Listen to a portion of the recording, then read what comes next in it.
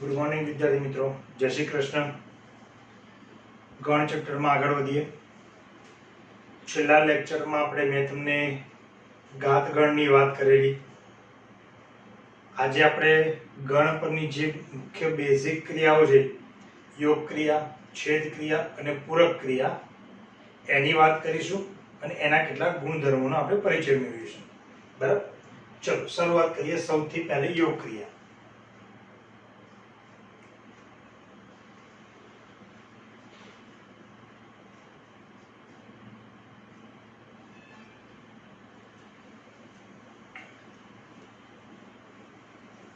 હું એને સૌથી પહેલા સંકેતમાં અને ગુણધર્મમાં દર્શાવું છું.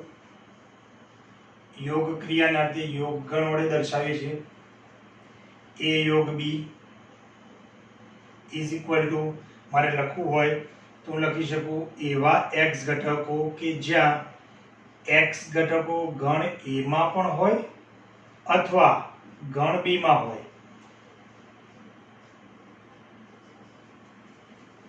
એ યોગ બી બરાબર શું લખાશે?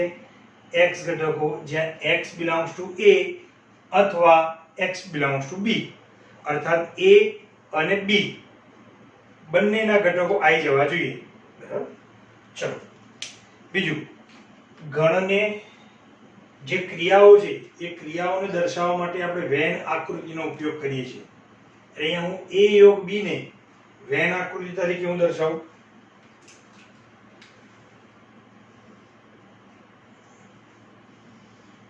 સૌથી પહેલા વેન આકૃતિમાં આપણે આ રીતનો લંબચોરસ એક આકાર દોરીએ છીએ, જેને આપણે શેના વડે દર્શાવીશું? યુ વડે. આ આપણો સાર્વત્રિક ગણ યુ છે. બરાબર, સાર્વત્રિક ગણ જેને કેપિટલ યુ વડે દર્શાવવામાં આવે છે.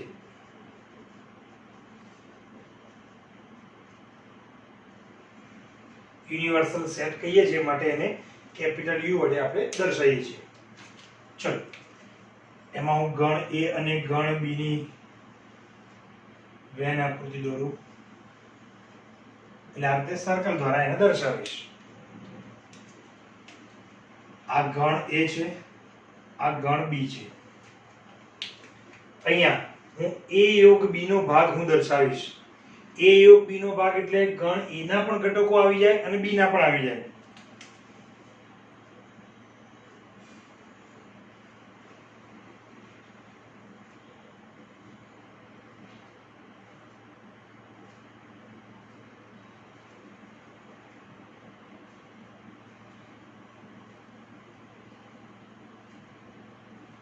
આ જે આખો રેડ કલરની જે મેં લાઇનિંગ કરી છે એ આખો ભાગ અહીંથી સ્ટાર્ટ કરીને આમ જો આખો ગણીએ તો આ એ અને બી ના સર્કલ વાળો બધો ભાગ આવી જાય. એ શેમાં આવશે? એ યોગ બી માં. એટલે એને ઘણી વખતે મારે ટૂંકમાં યાદ રાખવો હોય એ યોગ બી ને, તો હું આ રીતે પણ કહું છું કે 8 આકારનો ભાગ આખો એ યોગ બી માં આવી જાય. બરાબર છે? ઘટકો મારે લખવા હોય જ્યારે પણ યાદી સ્વરૂપે ત્યારે કેવી રીતના લખીશ? તો ગણ એ ના પણ ઘટકો આવી જવા જોઈએ અથવા ગણ બી ના પણ. ટૂંકમાં એ અને બી ના બધા જ ઘટકો આવી જવા જોઈએ. એક પણ રહેવો જોઈએ નહીં અને કોઈ ઘટક રિપીટ નહીં થવો. બરાબર છે? રિપીટ કરવાનું નહીં, કારણ કે કોઈ પણ ઘટક આપણે યાદી સ્વરૂપમાં બે વખત લખતા નથી. બરાબર, ચલો આ વાત મેં કરી તમને યોગ ક્રિયાની. સેકન્ડ નંબર, છેદ ક્રિયા.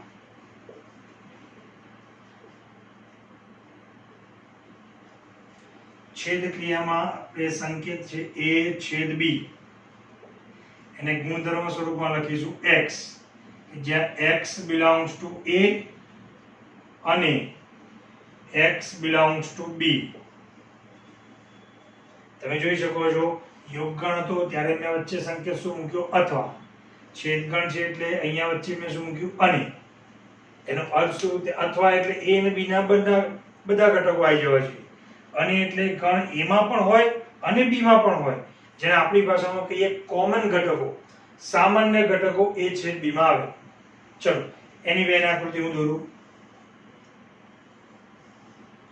સૌથી પહેલા મેં જે તમને કીધું એ યુનિવર્સલ સેટ યુ, સાર્વત્રિક ગણ. એમાં હું ગણ એ અને ગણ બી ને સર્કલ દ્વારા દર્શાવીશ.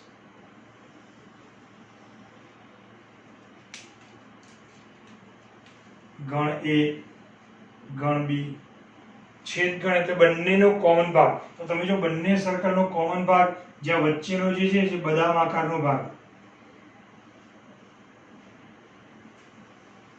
બરાબર, એ આપણો એ છેદ બી ગણાશે.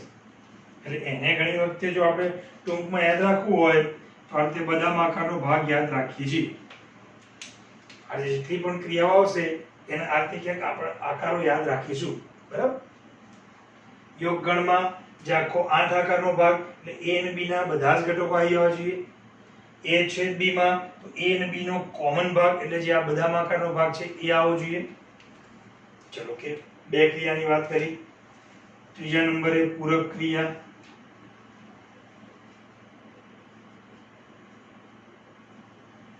તો પૂરક ક્રિયા એને આપણે a ડેશ વડે દર્શાવીએ છીએ. કોઈ પણ ઘનનો ડેશ એટલે કોઈ પણ ઘનનો પૂરક ગણ. એવા x ઘટકો કે જે x ઘટકો a માં ન હોય એટલે x does not belongs to a એટલે a ના ઘટકો લેવાના નથી અને શેમાં હોય તો u માં હોય. ફરી એકવાર કન્ડિશન કઈ, a માં ન હોય અને u માં હોય અર્થાત a સિવાયના ગણ u ના ઘટકો, a સિવાયના, કારણ કે a ના ઘટકો આપણને લેવાની ના પાડી છે એટલે a સિવાયના ગણ u ના સાર્વત્રિક ગણના ઘટકો થી બનતો ગણ એટલે a નો પૂરક ગણ. બરાબર, ચલો એને વેન આકૃતિમાં આપણે દર્શાવું છું.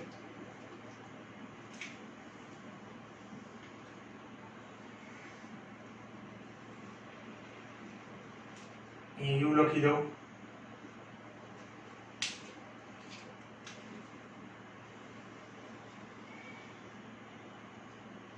આ ગણ a છે. આપણે મેં અહીંયા હાલ કીધું એમ કે a ના ઘટકો નથી લેવાના એટલે ગણ a નો અંદરનો આખો ભાગ આવશે નહીં. તો કયો ભાગ લેવાનો? એના સિવાયનો u નો ભાગ, કારણ કે આપણે ઘટકો u ના લેવાના છે એટલે ગણ a સિવાયનો બાકીનો આખો u નો ભાગ એ આપણે a ડેશ તરીકે ગણાશે.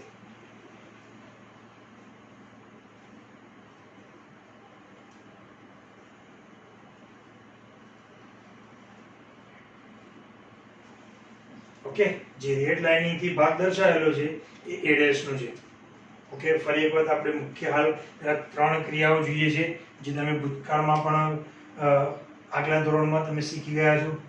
છેદ યોગ ક્રિયા, છેદ ક્રિયા અને પૂરક ક્રિયા. યોગ ક્રિયામાં ગણ a અને b ના બધા જ ઘટકો આવી જાય.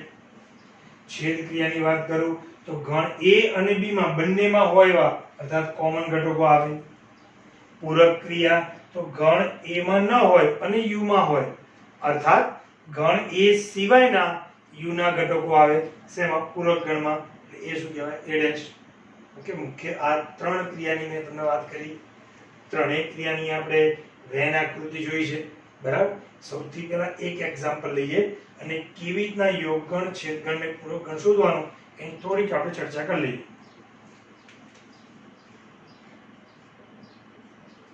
હું u સાર્વત્રિક ગણ લઈ લઉં છું 1 2 3 અપ ટુ 9 સુધી.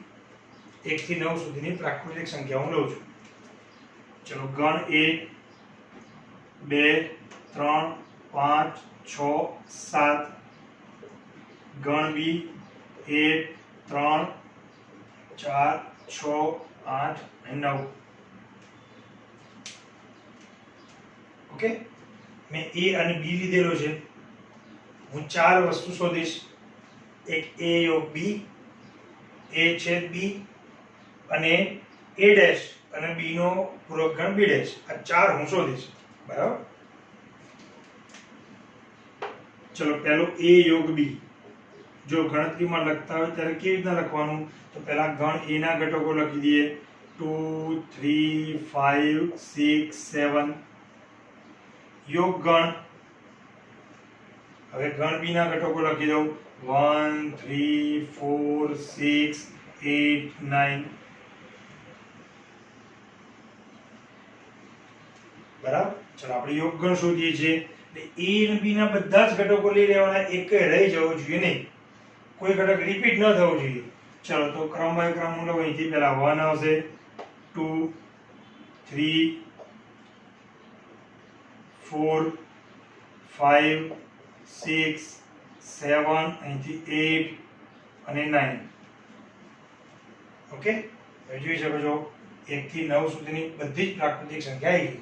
અર્થાત આપણને જે યોગગણ મળ્યો a યોગ b, એ તમે જો અહીંયા u બરાબર થાય છે તો આપણે લખી શકીએ a યોગ b બરાબર u. આ રીતે લખી શકાય. બરાબર, ન થતું હોય તો જે પણ આ છેલ્લો જવાબ આવે એના પર બોક્સ બનાવી દેવાનો. ચલો a છેદ b ની વાત કરું હું. a છેદ b, ચલો ગણ એના ઘટકો લખો 2 3 5 6 7, છેદ ગણ 1 3 4 6 8 9. ચલો છેદ ગણ એટલે ગણ a માં હોય અને ગણ b માં હોય, બંનેમાં હોય એવા ઘટકો. ચલો એટલે કોમન ઘટકો પહેલા શોધી કાઢીએ. 3 પછી 6, બીજો કોઈ કોમન ઘટક નથી. અહીંયા 2 5 7 એ આમાં નથી. અહીંયા જે 1 4 8 9 છે એ આમાં નથી. બે ઘટકો કોમન આવ્યા. કયા કયા? 3 અને 6. આ તમને મળ્યો a છે b. ઓકે, ચલો નેક્સ્ટ મેં તમને કીધું પ્રમાણે કયું શોધવાનું? a ડેશ અને b ડેશ. a ડેશ એટલે મેં તમને હમણાં જ કીધું કે ગણ a ના ઘટકો લેવાના નથી. બરાબર છે? તો કોના લેવાના? તો u ના. તો a ડેશ મારે સીધો લખવો તો હું લખી શકું ગણ a ના જે ઘટકો છે એના સિવાયના u ના ઘટકો લેતા જવાનું. અહીંયા જો 2 છે, 3 5 6 7 એ લેવાનું નથી, એના સિવાયના. તો ચલો 1 આવશે a ડેશમાં, 2 આમાં છે એટલે નહીં આવે, 3 આમાં છે એટલે નહીં આવે, 4 આવશે, 5 આમાં છે એટલે નહીં આવે, 6 7 આમાં છે એટલે નહીં આવે. કયો આવશે? 8 અને 9. આ મળી ગયો આપણને a ડેશ. એટલે પૂરક ગણ તો તમે શું સીધો છે u અને a જોઈને ડાયરેક્ટ લખી શકવાના. ચલો b ડેશ હું લખું. b ડેશ એટલે b સિવાયના u ના ઘટકો. ચલો પહેલો 1 આમાં છે b માં એટલે નહીં આવે, 2 અહીંયા આવશે, એના પછી 3 આમાં છે એટલે નહીં આવે, 4 આમાં છે એટલે નહીં આવે, 5 આવશે, પછી 6 અહીંયા છે એટલે નહીં આવે, પછી કયો આવશે? 7. એક જ જોઈ લેવાનું કે b સિવાયના જ ઘટકો છે ને, તો 1 3 4 6 8 9 એના સિવાયના 2 5 7 એના u ના જ ઘટકો હોવા જોઈએ. બરાબર? ચલો આ આપણને મળી ગયો b ડેશ. ઓકે, ખ્યાલ આવ્યો કેવી રીતના શોધવાનો? યોગગણ એટલે a અને b ના બધા જ ઘટકો આવી જવા જોઈએ. છેદગણ એટલે બંનેના કોમન ઘટકો. પૂરક ગણ એટલે તે ગણ સિવાયના u ના ઘટકો. a ડેશ શોધતા હોય એટલે a સિવાયના u ના ઘટકો. આ કન્ડિશન શું છે? a માં ન હોવા જોઈએ અને u માં હોય એવા ઘટકો. એટલે a સિવાયના થયો એટલે b ડેશ, એટલે b સિવાયના u ના ઘટકો. આપણે મેં સૌથી પહેલા તમને બેઝિક ક્રિયાઓની વાત કરી. ચલો સૌથી પહેલા એના ગુણધર્મો લખી દઈએ. બરાબર? બેઝિક ગુણધર્મોથી લઈને ક્રમનો નિયમ, જૂથનો નિયમ અને દ મોર્ગન, કારણ કે પૂરક ગણની પણ મેં વાત કરી, એ દ મોર્ગન પણ આવી જાય. એ બધા જ ગુણધર્મો ક્રમશઃ આપણે લખી દઈએ. બરાબર?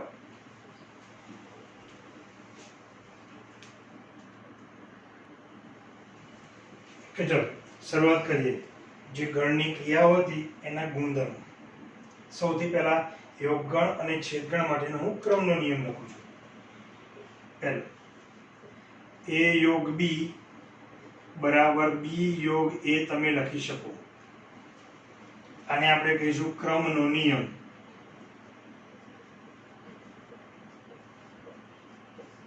કેમ ક્રમનો? તો તમે ક્રિયામાં a અને b ની તમે અદલા બદલી કરો છો છતાંય બંનેનું યોગગણનું પરિણામ બદલાશે નહીં. સેમ આ જ રીતે છેદ ક્રિયા માટે a છેદ b બરાબર b છેદ a, ક્રમનો નિયમ. ઓકે, ચલો થર્ડ નંબર. કોઈ પણ ગણનો હું પહેલા ખાલી ગણ સાથેનો યોગગણ લખું. કોઈ પણ ગણનો હું ખાલી ગણ સાથેનો છેદગણ લખું. ત્યારબાદ કોઈ પણ ગણનો સાર્વત્રિક ગણ u સાથેનો યોગગણ લખું. કોઈ પણ ગણનો સાર્વત્રિક ગણ u સાથેનો હું છેદગણ લખું. આ 4 ગણમાં આટલું ધ્યાનમાં રાખજો. જો સાર્વત્રિક ગણની વાત થતી હોય ત્યારે સૌથી નાનામાં નાનો ગણ ખાલી ગણ ગણાય અને સૌથી મોટામાં મોટો ગણ u ગણાય. બરાબર? જ્યારે સાર્વત્રિક ગણને લઈને આપણે કામ કરી રહ્યા હોઈએ ત્યારે સૌથી નાનામાં નાનો ગણ ખાલી ગણ છે કે જેમાં એક પણ ઘટકો નથી, અને સાર્વત્રિક ગણ લઈને આપણે કામ કરી રહ્યા છીએ એટલે સૌથી મોટામાં મોટો ગણ કયો ગણાશે? સાર્વત્રિક ગણ. બરાબર? ચલો, a યોગ b, જ્યારે આવા બે ગણની યોગ ક્રિયા હોય ત્યારે જો આ સૌથી નાનામાં નાનો ખાલી ગણ છે, એક પણ ઘટક નથી, યોગ ક્રિયામાં બંને ગણના ઘટકો આવી જવા જોઈએ, તો એનો અર્થ ગણ a ના જ બધા ઘટકો આવશે, એટલે પરિણામ શું આવે? a. છેદ ક્રિયા બંનેના કોમન ઘટક, તો આમાં તો એકય નથી, તો આમાં ભલે ગમે તેટલા ઘટક રહ્યા, તો છેદ ક્રિયામાં પણ શું એક પણ ઘટક કોમન આવશે નહીં, માટે ખાલી ગણ જવાબ તરીકે આવશે. ચલો, a નો u સાથેનો એટલે કોઈ પણ ગણનો મોટામાં મોટો ગણ છે એના સાથેનો યોગગણ, તો યોગગણ કરો તો મોટામાં મોટો ગણ હોય તો એ જ આવી જવાનું ને, u જ થવાનું. ચલો, હવે a છેદ u, આ સૌથી મોટામાં મોટો ગણ છે, આ a છે એના ઘટકો u માં આવેલા જ હશે, કારણ કે u સાર્વત્રિક ગણ કોને કહીએ છીએ? કે જે ગણ પર આપણે જે તે ક્રિયાઓની વાત કરતા હોય તો એમાંનો કોઈ પણ ગણના ઘટકો એમાં આવેલા જ હોય, એટલે ગણ એના બધા ઘટકો u માં આવેલા જ હશે, એનો અર્થ કે a અને u સાથેનો છેદગણ એટલે તે ગણ a. ઓકે, ખાલી ગણ અને યોગગણ સાથેના આ પરિણામો. બરાબર? ઓકે, ચલો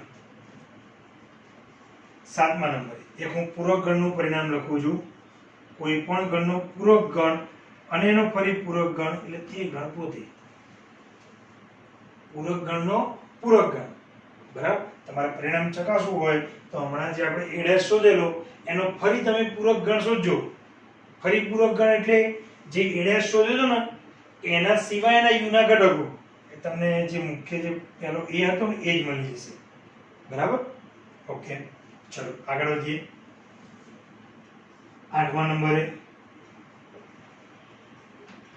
જૂથનો નિયમ.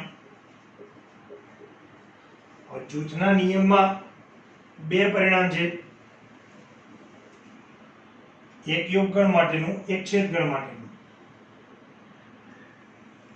બંને અલગ અલગ લખી દઈએ અને આ રીતે છેલ્લે કૌંસમાં લખી દો. a યોગ b યોગ c બરાબર. એટલે જૂથનો નિયમ શું છે કે અહીંયા ક્રિયા યોગગણ જ છે બંને જગ્યાએ, પરંતુ અહીંયા પહેલા b અને c નું જૂથ બનાવ્યું છે અને પછી a સાથેનું યોગગણ થાય છે. બરાબર? તો તમે a અને b નું જૂથ બનાવો અને યોગગણ શોધો અને પછી c સાથે યોગગણ શોધો તો પણ એ સરખું જ થવાનું. એટલે કહેવાનો જૂથનો નિયમ કેમ કહે છે? b અને c નું જૂથ હતું, એની જગ્યાએ મેં a અને b નું જૂથ લીધું તો પરિણામ બદલાવાનું નથી. ધ્યાન રાખજો, બંને જગ્યાએ યોગગણ જ છે. નહીં, સેમ આવું જ છે ગણ માટે.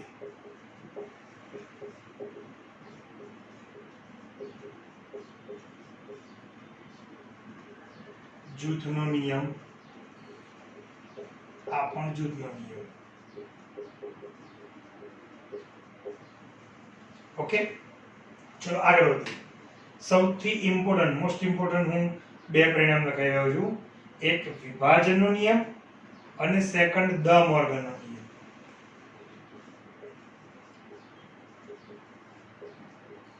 વિભાજનનો નિયમ. વિભાજનના બે નિયમ છે. બરાબર? પહેલો નિયમ છે યોગનું છેદ પરનું વિભાજન. યોગનું છેદ પરનું વિભાજન. સેકન્ડ છે છેદનું યોગ પરનું વિભાજન. આ બંને નિયમો ખૂબ ઉપયોગી નિયમો છે, વિભાજનના છે પરંતુ બે અલગ અલગ છે. ધ્યાનથી જોજો. યોગનું છેદ પરનું એટલે a યોગ પછી બ્રેકેટમાં b અને અંદર છેદગણ હોય. કૌંસની અંદર શું હોય? છેદગણ, અને બહાર શું હોય? યોગગણ. એનો અર્થ કે આ યોગગણ છે એ આ છેદગણ પરનું વિભાજન કરે છે. વિભાજન કરશે એટલે કૌંસ વાળા આપણને બ્રેકેટ વાળા બે પરિણામ મળશે. પહેલું a યોગ b, અને આ જે છેદગણ છે અહીંયા વચ્ચે આવે. બીજું a યોગ c. બરાબર? આ થઈ ગયું યોગનું છેદ પરનું વિભાજન. નેક્સ્ટ, છેદનું યોગ પરનું વિભાજન.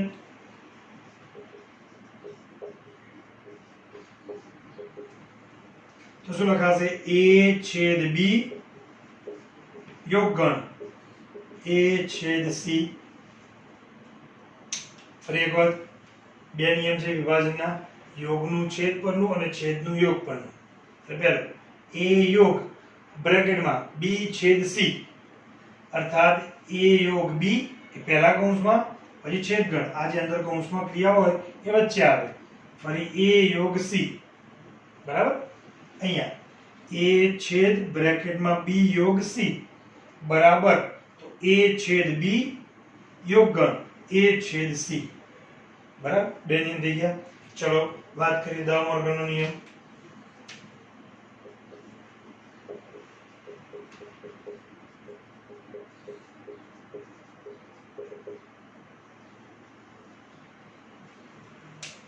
દ મોર્ગનના પણ બે પરિણામ છે.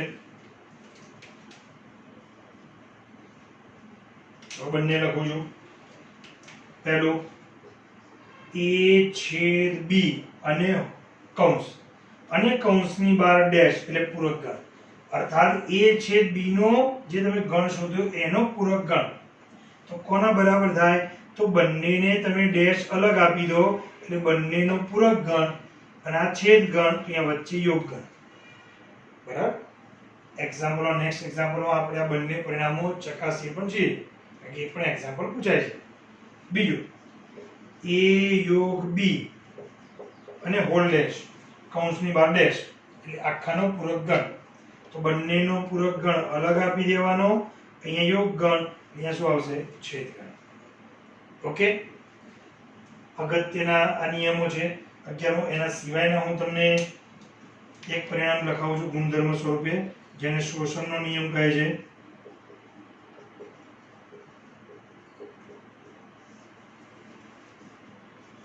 a યોગ બ્રેકેટમાં a છેદ b. તમે જો બહાર a છે, પછી યોગ ગણ, પછી અંદર છેદ ગણ છે, અને આ બંને a અને b છે. તો તમે જો a બે વખત આવે છે, જે ગણ બે વખત આવતો હોય એ જવાબ તરીકે આવે. આવું બીજું લખવું હોય તો લખી શકાય a છેદ a યોગ b. તો અહીંયા પણ તમે જુઓ બહાર છેદ ગણ અંદર યોગ ગણ છે, કોઈ જ વાંધો નથી. બરાબર છે? પણ જે ગણ બે વખત આવે છે એ જવાબ તરીકે આવે. બરાબર? આ બંને શોષણના નિયમ છે. ઓકે? ફરી એક વાર બધા જ ગુણધર્મો યાદ રાખવાના છે, ગમે ત્યાં ડગલે ને પગલે આપણને કામમાં આવે એવા જ છે. ઓકે? ખાસ અગત્યનો વિભાજનનો નિયમ અને દ મોર્ગનનો નિયમ. શોષણનો નિયમ પણ તમને ખબર હશે તો આગળ ભવિષ્યમાં બે એક પ્રકરણો એવા છે કે જેમાં આ નિયમથી તમે ઘણી વખતે ઝડપથી કામ કરી શકશો. બરાબર છે?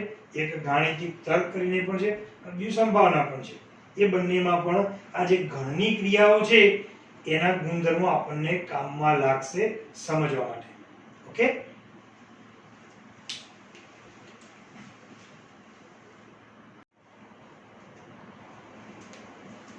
ઓકે, ચલો. જો બોર્ડ પર મેં રકમ લખેલી છે, સાર્વત્રિક ગણ u, ગણ a, ગણ b અને ગણ c લખેલા છે. વિભાજનના આપણે નિયમ ચકાસવાના છે. ચલો, સૌથી પહેલા જ્યારે આવું તમને કહ્યું હોય કે વિભાજનનો નિયમ ચકાસો, ત્યારે આપણને નિયમ ખબર હોવી જોઈએ. વિભાજનના બે નિયમ છે. એક તો પેલું યોગનું છેદ પરનું વિભાજન,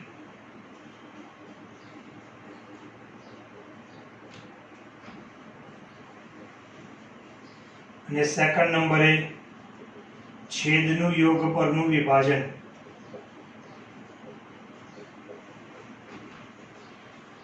ઓકે, ચલો બંને નિયમ ચેક કરીએ છીએ. બંને નિયમ માટે ડાબી બાજુ અને જમણી બાજુ શોધીશું, સરખી આવે એટલે નિયમ સાબિત થઈ ગયો કહેવાય.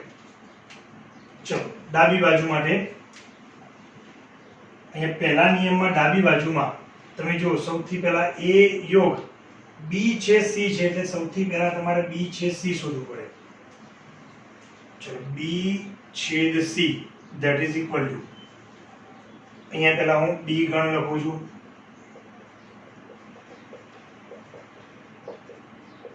છેદ ગણ c 2 3 5 6 10 અને 12. બરાબર. ચલો બંનેનો છેદ ગણ. છેદ ગણ એટલે કોમન ઘટકો. ચલો જોઈ લઈએ. 3 5 10 અને 12. 3 5 10 12 મળી ગયો b છે c. ડાબી બાજુ માટે એનો કોના સાથે a સાથે યોગગણ કરવાનું છે. ઓકે ચલો a યોગગણ બ્રેકેટમાં b છેદ c that is equal to, ચલો ગણે 2 4 5 7 9 10 13 યોગગણ 3 5 10 12. બરાબર. ઓકે ચલો બંનેનો યોગગણ. યોગગણ એટલે બધા જ ઘટકો આવી જવા જોઈએ, એકે રહેવું જોઈએ નહીં, રિપીટ ન થવું જોઈએ. ચલો 2 ત્યાંથી 3 4 5 6 નથી 7 9 10 12 અને 13. આ તમને મળે a યોગ b છે c. આને કહી દો પરિણામ નંબર 1. બરાબર. ચલો ડાબી બાજુ મળી ગઈ. જમણી બાજુ માટે a યોગ b શોધો, a યોગ c શોધો. ચલો a યોગ b 2 4 5 7 9 10 13 યોગગણ b 1 3 5 7 10 12 અને 14. ચલો યોગગણ એ બધા જ ઘટકો લઈ લેવાના બંને ગણના. ચલો 1 2 3 4 5 6 નથી 7 8 નથી 9 10 12 13 અને 14. ઓકે. a યોગ b મળી ગયો. ચલો હવે a યોગ c શોધો. a યોગ c. ચલો ગણ a લખી દઈએ. આ તે ગણ ન લખો અને સીધો તમે આવું કોઈ યોગગણ કે છેદગણ લખી દો એ પણ ચાલે. ચલો c ના ઘટકો 2 3 5 6 10 અને 12. ચલો a યોગ c 2 3 4 5 6 7 9 10 12 અને 13. બંને મળી ગયા. હવે શું કરવાનું છે તો બંનેનો છેદગણ શોધવાનો છે. એટલે હું છેદગણ ડાયરેક્ટ લખીશ a યોગ b છેદ a યોગ c. ચલો આ બંને જવાબ ધ્યાનમાં રાખીશું. બંનેનો છેદગણ જે કોમન ઘટક હોય 2 3 4 5 6 અને 7 9 10 12 અને 13.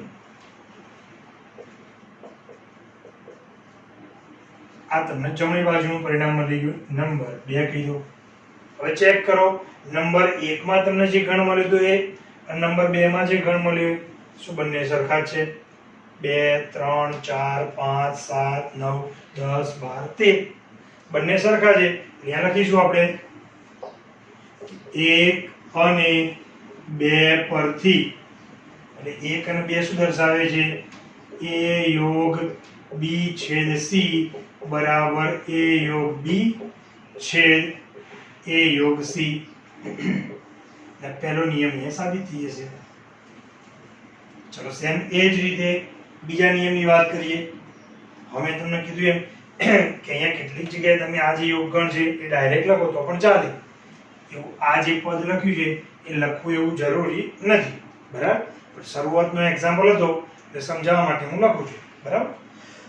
બાકી આપણી સામે જો ગણ હોય તો છેદ ગણ, યોગ ગણ એ તમે સીધા લખી શકો, બરાબર. ચલો અહીંયા આપણે એ રીતે બી યોગ સી, બી યોગ સી એટલે બી અને સી ના બધા જ ગણો 1 2 3 5 6 7 10 12 અને 14.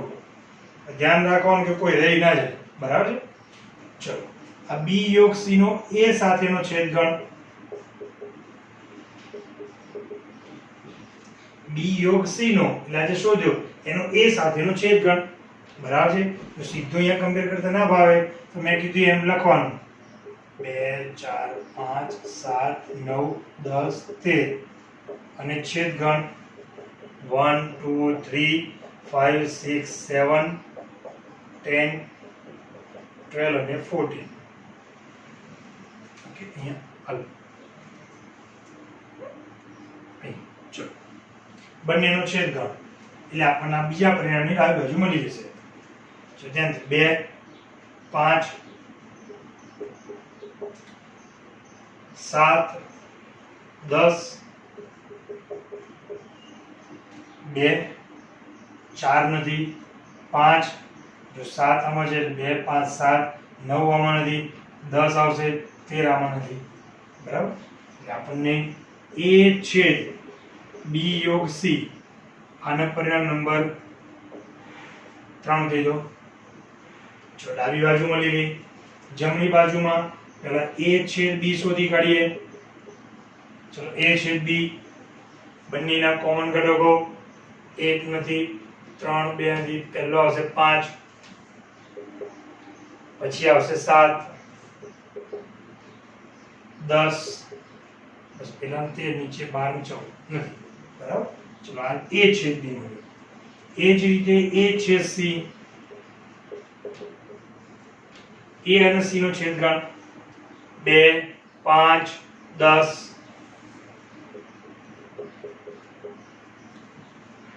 બંનેનો શું કરવાનો છે? યોગગણ. એટલે a છેદ b યોગગણ a છેદ c.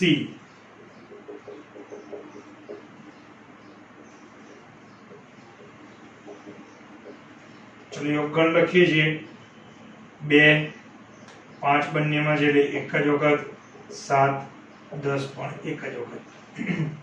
આ મળી ગયો આપણને a યોગ b સોરી a છેદ b યોગગણ a છેદ c. આને કહી દો પરિણામ નંબર 4. જો 3 ને 4 સરખાવો 2 5 7 10 સરખા છે એટલે 3 અને 4 પરથી પરિણામ 3 અને 4 પરથી 3 ની ડાબી બાજુ શોધી a છેદ b યોગ c બરાબર a છેદ b યોગ a છેદ c મળી ગયું. ઓકે કમ્પ્લીટ ગણતરી. એટલે શરૂઆતમાં મેં જે લખ્યું કે ગણિત આ બે ગણ લખ્યા એ ન લખો એટલે તમે ડાયરેક્ટ પણ લખી દેતા હોય તો પણ ચાલે છે. અહીંયા લખ્યું મેં છેદગણ આપણે એવું પણ ડાયરેક્ટ લખ્યું ચાલી શકે, બરાબર. પણ એવું ના થાય કે ભાઈ તમે એમ કહો સાહેબ આ હું ડાયરેક્ટ કરી સીધો ભેગો જ ડાયરેક્ટ લખી દઉં, ના, બરાબર. એક ક્રમ બાય ક્રમ આપણે લખવું પડે, બરાબર. ચલો આગળ વધીએ.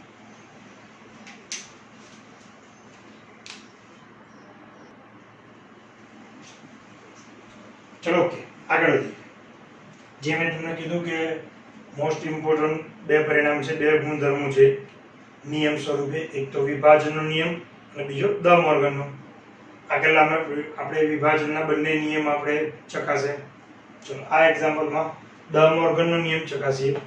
જ્યારે પણ તમને આવું કહ્યું હોય ત્યારે દ મોર્ગનના નિયમ આપણને ખબર હોવી જોઈએ. ચલો સૌથી પહેલા હું દ મોર્ગનના નિયમ લખી દઉં છું. a છેદ b નો whole dash that is equal to a dash યોગ b ડેશ. a છેદ a યોગ b નો whole dash that is equal to a dash છેદ b ડેશ. ચલો બંને નિયમ ચેક કરીએ. સૌથી પહેલા પરિણામ માટે ડાબી બાજુમાં a છેદ b. a છેદ b that is equal to, ચલો આ બંનેનો છેદગણ, છેદગણ એટલે કોમન ઘટક 3, 9 અને 10. ઓકે, આ મળ્યો આપણને a છેદ b. હવે એનો પૂરક ગણ શોધવાનો છે. a છેદ b નો ડેશ પૂરક ગણ, એટલે એનો અર્થ કે આ જે તમે a છેદ b શોધ્યો એના સિવાયના કોના u ના ઘટકો, u ના ઘટકો હું ક્રમ બાય ક્રમ લઈશ. આના સિવાય 1 2 3 અહીંયા એટલે નહીં આવે, 4 5 6 7 8 9 અને 10, તો અહીંયા 10 છે, 9 અને 10 આમાં છે, એટલે આમાંથી આપણે લઈ શકવાના નથી. આ મળી ગયું પરિણામ નંબર 1 કહી દો, કારણ કે પહેલા પરિણામની ડાબી બાજુ આપણને મળી. તો જમણી બાજુ માટે a ડેશ શોધીશ, b ડેશ શોધીશ અને બંનેનો આપણે યોગગણ કરીશું. ચલો a ડેશ, a સિવાયના u ના ઘટકો, ચલો 2 3 4 છે એટલે આમાં નહીં આવે, 5 6 છે એટલે નહીં આવે, 7 8 9 10 છે એટલે આમાંથી નહીં આવે. બરાબર, જોઈજો u ના મેં એવા જ ઘટકો લીધા છે જે a માં ના હોય. બરાબર, ચલો b ડેશ, એમાં પણ સેમ એ રીતે b સિવાયના u ના ઘટકો, તો b માં છે એના સિવાયના લઈએ, પહેલો 1 2 3 છે એટલે નહીં આવે, 4 આવશે, 5 છે એટલે નહીં આવે, 6 આવશે અને 8 આવશે. બરાબર, હવે આ બંનેનો શું કરવાનો છે યોગગણ, a ડેશ યોગ b ડેશ, 2 5 7 8 યોગગણ 1 2 4 6 8. ચલો 1 2 4 5 6 7 8 બંનેના બધા જ ઘટકો હું લઈ લઉં છું, એ કે રહેવો જોઈએ નહીં. આ મળી ગયું તમને a ડેશ યોગ b ડેશ. આને નંબર 2 કીધો. ચલો 1 નંબર અને 2 નંબરમાં જે પણ ગણ શોધ્યું તમે જુઓ સરખા છે કે નહીં, 1 2 4 5 6 7 8. બરાબર, બંને કેવા છે સરખા, ત્યાં લખી દઈશું પરિણામ 1 અને 2 પરથી શું મળશે, a છેદ b નો whole dash that is equal to a dash યોગ b dash. બોક્સ બનાવી દો, પરિણામ સાબિત થાય એટલે. ચલો સેમ આ જ રીતે બીજો નિયમ ચેક કરીએ. ચલો બીજા નિયમ માટે સૌથી પહેલા હું a યોગ b શોધીશ. a યોગ b એટલે a ની b ના બધા ઘટકો આવવા જોઈએ. ચલો 1 3 4 5 6 7 9 અને 10. બરાબર, જોઈ લેજો 1 3 4 5 6 7 9 અને 10. બરાબર, ચલો હવે એનો ડેશ એટલે એનો પૂરક ગણ a યોગ b નો ડેશ, અર્થાત a યોગ b સિવાયના u ના ઘટકો. ચલો એક આમાં છે એટલે પેલામાંથી લેવાનું નહીં થાય, તો પહેલો કરો 2 લેવાનું થશે, 3 4 5 6 7 નહીં લેવાનું, 8 લેવાનું થશે, ફિનિશ. ફક્ત 2 જ ઘટક આવશે, u ના ફક્ત 2 જ ઘટકો છે, 2 અને 8, જે આમાં નથી, એટલે એ આપણા ડેશમાં આવશે, અર્થાત a યોગ b ના પૂરક ગણમાં આવવાના. આને પરિણામ નંબર 3 કહી દો. ચલો a ડેશ અને b ડેશ, a ડેશ અને b ડેશ શોધેલા છે. ચલો બંનેનો છેદગણ, બરાબર, ચલો બંનેનો છેદગણ કોમન ઘટક 2 છે અને 8 છે. આના પરિણામ નંબર 4 કહી દો. એટલે પરિણામ 3 અને 4 પરથી a યોગ b નો dash that is equal to a dash છેદ b dash મળી ગયું. આમ દ મોર્ગનના બંને નિયમો સાબિત થાય છે. ઓકે, બે એક્ઝામ્પલમાં બંનેમાં આપણે એક એક નિયમ જોયો, વિભાજનનો નિયમ અને દ મોર્ગનનો નિયમ. બરાબર, બંનેમાં આપણે ચકાસવાનું કહ્યું હતું, અર્થાત આપણને પરિણામ ખબર હોવી જોઈએ દ મોર્ગનના બે નિયમ કયા? તો પહેલો a છેદ b નો હોલ ડેશ બરાબર છેદનો હોલ ડેશ હોય તો સામે યોગ ગણ થઈ જાય a ડેશ યોગ b ડેશ. બીજો a યોગ b નો whole dash that is equal to a dash છેદ b ડેશ. ઓકે,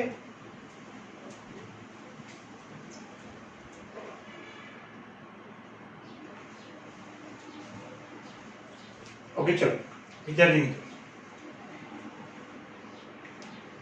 યોગ ક્રિયા, છેદ ક્રિયા, પૂરક ક્રિયાની વાત કરી. બેઝિક ભૂતકાળમાં આવેલી જ ક્રિયાઓ છે.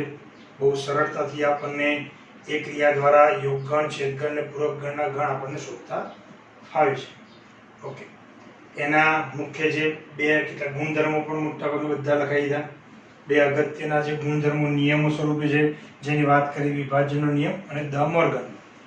ચલો હવે થોડું ઘણું હું તમને જે કહું છું એ અંતરાલ સ્વરૂપ લઉં છું. હું ગણ લઉં છું અને એ પણ અંતરાલ સ્વરૂપ, અને એના છેદગણ અને યોગગણની આપણે વાત કરીશું. બરાબર, તો ધ્યાનથી સમજો. જો અહીંયા હું કોઈ એક ગણ લઉં છું x, હું ગુણધર્મ સ્વરૂપ લખીશ, પરંતુ એ જે ગુણધર્મ લખીશ એના પરથી તમને અંતરાલ જ મળશે. ધ્યાન રાખજો, જોજો. -3 less than or equal to x less than or equal to 2, x belongs to R. Okay, બીજો એક હું b ગણ લઉં છું x, ત્યાં -1 less than x less than or equal to 5, x belongs to R. Okay, આ રીતનું કહેલું છે અને તમને એવું કીધું છે કે a યોગ b તથા a છેદ b શોધો. ચલો ઓકે, પહેલા હું યોગગણ અને છેદગણની જ વાત કરું. બરાબર, ધ્યાનથી જોજો. સૌથી પહેલા જો અહીંયા ગણ a માં તમને કહેલું છે -3 થી 2 વચ્ચેની સંખ્યાઓ અને એ પણ બિલોંગ્સ ટુ R, એટલે કે તમામ વાસ્તવિક સંખ્યાઓ. અને હવે આપણને યાદ આવે છે કે આપણે વાસ્તવિક સંખ્યાઓ કોઈ પણ બે સંખ્યાની વચ્ચેની બધી જ વાસ્તવિક સંખ્યાઓ લેવી હોય એટલે આપણે શેનો ઉપયોગ કરવો પડે? અંતરાલ. ખ્યાલ આવે છે ને? મેં તમને આ જ રીતનું લખાયેલી કન્ડિશન, જો a less than or equal to x less than or equal to b અને x belongs to R હોય તો આ જે અંતરાલ લખાય છે એ શું લખાશે? સમૃદ્ધ અંતરાલ a થી b. બરાબર, તો ચલો a આપણને કયો અંતરાલ મળવાનો? તો -3 પણ લેવાના છે, 2 પણ લેવાના છે, એટલે સમૃદ્ધ અંતરાલ -3 થી 2, એની વચ્ચેની બધી જ વાસ્તવિક સંખ્યાઓ એટલે આવી ગઈ. અંતરાલ એટલે આવી જાય. ચલો b બરાબર શું થશે અંતરાલ એની વાત કરું તો b બરાબર -1 થી 5 વચ્ચેની બધી વાસ્તવિક સંખ્યાઓ, જેમાં 5 લેવાના છે, -1 નથી લેવાના. જે બાજુની કિંમત લેવાની હોય એ બાજુ સમૃદ્ધ આવે, જે બાજુની કિંમત નથી લેવાની એ બાજુ વિવૃત આવે. હવે વાત આવે છે આ બંનેના યોગગણ અને છેદગણ. અંતરાલનું કોઈ પણ તમારે સમજવું હોય તો તમે સંખ્યા રેખા પર જેટલું સમજશો એટલું સરળતાથી તમે સમજી શકવાના. બરાબર છે? એટલે હું સંખ્યા રેખા દોરું છું. જોજો ધ્યાનથી, આ સંખ્યા રેખા R છે, આપણને ખ્યાલ છે. સૌથી પહેલા એમાં હું એ જે અંતરાલ છે -3 થી 2 એ હું દર્શાવીશ. બંને બાજુ સમૃદ્ધ છે એટલે -3 પણ લેવાના છે અને 2 પણ લેવાના છે. જે a વાળો જે ભાગ છે એ હું ઉપર દર્શાવીશ રેડ પેન થી. બરાબર, અને b વાળો ભાગ હું નીચે દર્શાવીશ. ધ્યાનથી સમજજો. ચલો -3, અહીંયા કોઈ જગ્યાએ -3 છે તો -3 લેવાના છે એટલે મેં લઈ લીધા, ડાર્ક પોઈન્ટ કર્યું. 2, ચલો અહીંયા કોઈ જગ્યાએ 2, આપણે ચોક્કસ માપ લેવાની જરૂર નથી હો કે -3 થી 2 વચ્ચે એટલે દરેક સેન્ટીમીટર કેવું. બસ ક્રમ અગત્યનો છે કે કઈ સંખ્યા પછી કઈ આવે. આ બાજુ જઈએ એમ મોટી સંખ્યા આવે, આ બાજુ જઈએ એમ નાની સંખ્યા આવે. બરાબર, આટલું જ જરૂરી છે. બાકી ચોક્કસ માપ જાળવવું એ જરૂરી નથી. આ -3 લીધા, આ 2 લીધા, અહીંયા હું લખું છું -3 ને 2 વચ્ચેની બધી જ કિંમત, એટલે ગઈકાલે મેં તમને કીધી હતી એમ હું વચ્ચેનો ભાગ જે પણ દર્શાવીશ અંતરાલનો એ સર્પાકારથી દર્શાવીશ. ધ્યાનથી જોજો, એકદમ સરળ છે. આલેખ તમે સમજી લેશો તો એકદમ સિમ્પલ જ છે. ચલો એ ગણને મેં રેડ કલરથી દર્શાવી દીધો. હવે કોની વાત કરીશ? b. ચલો એ મેં પહેલા દર્શાવ્યો છે, b માં -1 છે, તો -1 ક્યાં આવશે? -3 ની આ બાજુ કે આ બાજુ? સ્વાભાવિક છે -1 એ -3 કરતા મોટા છે એટલે આ બાજુ આવશે. સમજો કે અહીંયા કોઈ જગ્યા આવે છે અને -1 લેવાનું નથી એટલે ત્યાં હું ગો રાઉન્ડ કરીશ -1. ઓકે, ચલો 5 તો ક્યાં આવશે? 2 ની પેલી બાજુ. બરાબર, મેં કીધું એમ જો ખાલી ક્રમ મહત્વનો છે કે આના વચ્ચેનું અંતર ના આ અંતર સાહેબ આટલું થવું જોઈએ ને આવું નહીં થતું, એ જરૂર નથી. સ્થાન ઇમ્પોર્ટન્ટ છે. 5 ક્યાં આવશે? 2 ની આ બાજુ.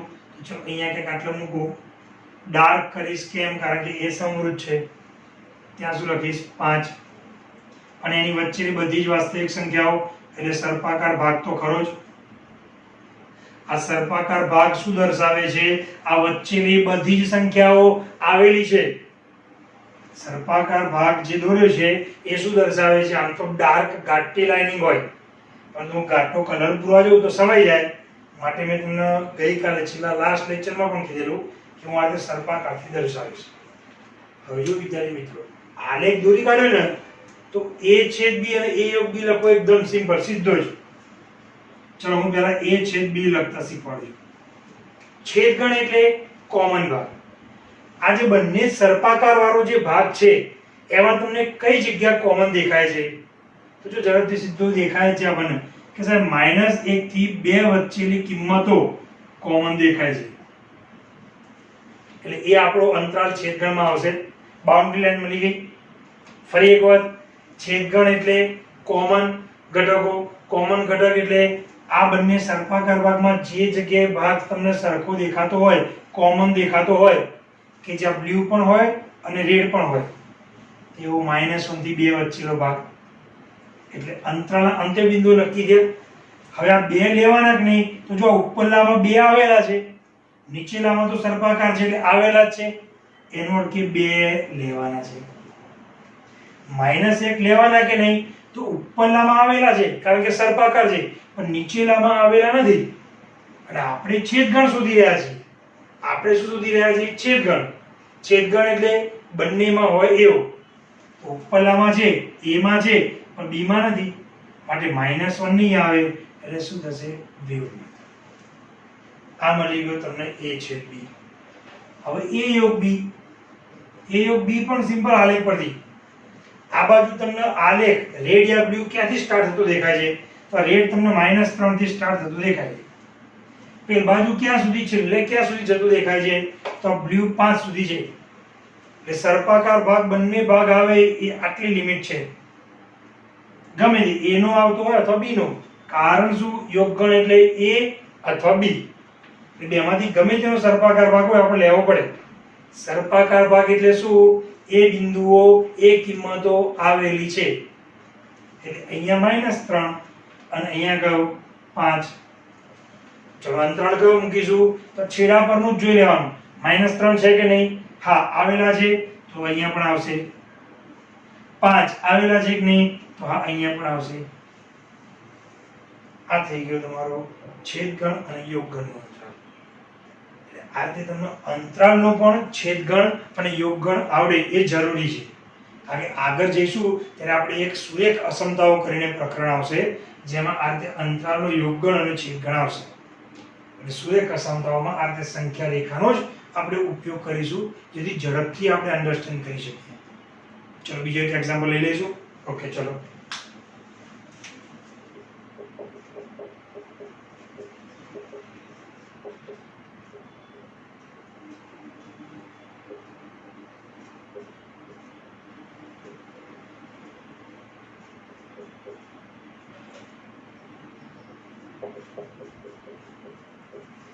મેં ગણ A લખેલો છે, ચલો ગણ B લખું છું.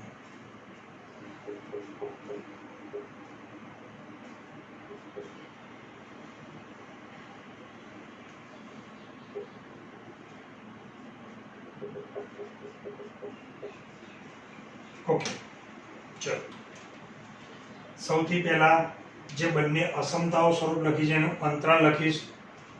સીધું અંતરાલ છે કે ના ખબર પડી તો x બિલોંગ્સ ટુ r કીધું હોય અને બે સંખ્યાઓ વચ્ચેની કિંમતો માંગે એટલે અંતરાલ જ આવે. બરાબર, એ અંતરાલ જ આવે. બરાબર. પછી એકદમ નજીકની હોય કે 3 અને 3.1 વચ્ચેની હોય તો પણ એ અંતરાલ જ લખવું પડે. એની વચ્ચેની બધી જ વાસ્તવિક સંખ્યાઓ માટે અંતરાલ જ લખવું પડે. બરાબર. કારણ કે આપણે ક્રમિક કિંમતો લખી શકવાના નથી માટે. ચલો પહેલા a બરાબર -4 3 બંનેમાંથી એક પણ કિંમત લેવાની નથી એટલે વિવૃત. ચલો b લખો -7 અને 1 -7 પણ લેવાના છે અને 1 પણ લેવાનો છે એટલે સમવૃત. ચલો આ થઈ સંખ્યા રેખાની. ઉપર હું a ગણને રેડ કલરથી દર્શાવીશ, b ગણને બ્લુ કલરથી. બરાબર. ચલો -4 અને 3. હવે -7 ક્યાં છે? -4 અહીંયા ક્યાંક હું લઉં, ગોળ રાઉન્ડ જ કરું છું હું. ઓકે. ફરી એકવાર જો તમને ડાર્ક દેખાતું હોય તો હું ગોળ રાઉન્ડ જ કરું છું. ઓકે. આ છે -4. ચલો 3 અહીંયા કોઈ જગ્યાએ હું 3 લઈ લઉં. બંને આગળ મેં ગોળ રાઉન્ડ કર્યો કેમ? કારણ કે એ બંને કિંમતો લેવાની નથી. ચલો એના વચ્ચેની બધી કિંમતો તો આપણા અંતરાલમાં આવશે એટલે એ સર્પાકાર ભાગ. ગણ બી ને હું બ્લુ કલરથી દર્શાવું નીચે. -7 -4 થી નાની કિંમત છે એટલે આ બાજુ ક્યાંક આવશે અને ડાર્ક પોઈન્ટ કરું છું 1 તો આ એ પણ અહીંયા 3 થી આ બાજુ આવશે ડાર્ક પોઈન્ટ અને એની વચ્ચેની બધી જ કિંમતો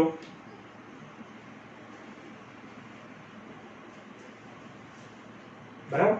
ચલો આલેખ કમ્પ્લીટ કરે. જો આ કિંમતો ક્રમશઃ હોવી જોઈએ. -7 નાની છે, અહીંયાથી મોટી -4, પછી 1 અને પછી 3. બરાબર. કોઈ ચોક્કસ આ માપ સાહેબ આટલું ને આ આટલું લીધું કેમ એવું કોઈ જરૂર નથી. બરાબર. એવું કોઈ જરૂર નથી. ચલો હું છેદગણ અને યોગગણ લખીશ. પહેલા છેદગણ. તો વચ્ચે બે સર્પાકાર ભાગ જે જગ્યાએ હોય બંને ભાગ રેડ અને બ્લુ તેઓ -4 થી -4 થી 1 સુધી આવે છે. આ બંને લેવાના જ નહીં એની વાત કરીએ તો જો અહીંયા આ બ્લુ કલરમાં -4 આવી જશે કારણ કે સર્પાકાર ભાગ છે. રેડ કલરમાં ગોળ રાઉન્ડ છે એટલે એનો અર્થ કે ગણ એમાં -4 આવતા નથી એટલે છેદ ગણમાં નહીં આવે. નહીં આવે એટલે વિવૃત.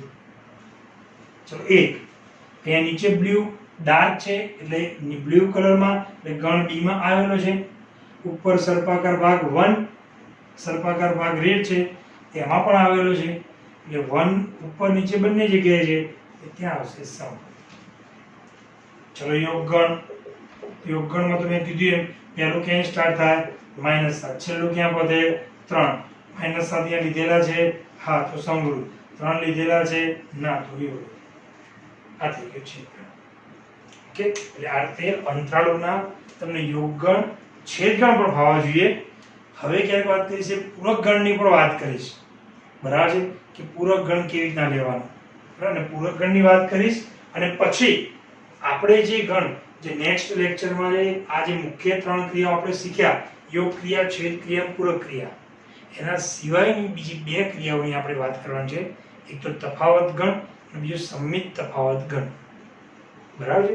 આ 2 ક્રિયાની વાત કરીશું બરાબર નેક્સ્ટ લેક્ચરમાં. ઓકે. ચલો જય શ્રી કૃષ્ણ.